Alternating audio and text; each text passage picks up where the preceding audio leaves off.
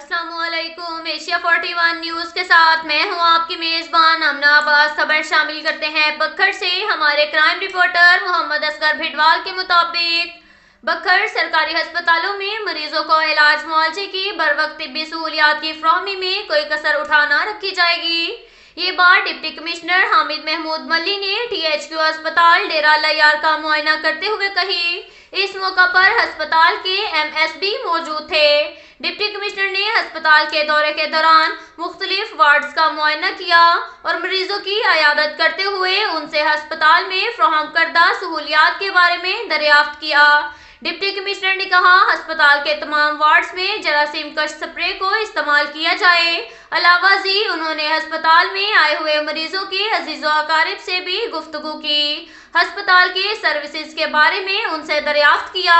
انہوں نے اس موقع پر گفتگو کرتے ہوئے کہا کہ ہسپتال میں علاج معالجے کی معیاری اور بروقت سہولیات کی فراہمی کو یقینی بنانا ہسپتال کی انتظامیہ کی بنیادی ذمہ داری ہے، جس پر کوئی سمجھوتہ نہیں کیا جائے گا۔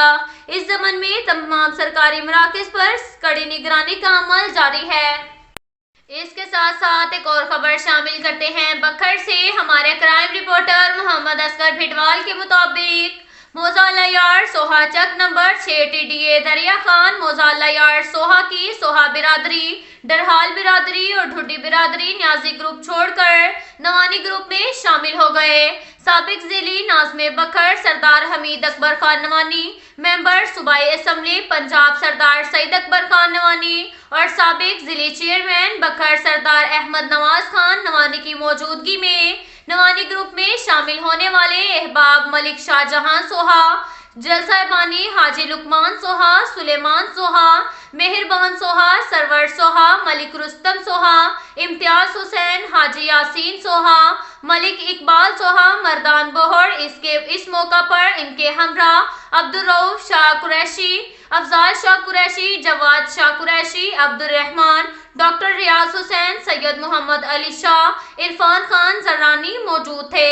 اب تک کے لیے اتنا ہی کافی ہے۔ ملتے ہیں اگلے بلیٹن میں، ہمارے ساتھ رہیے گا۔ اللہ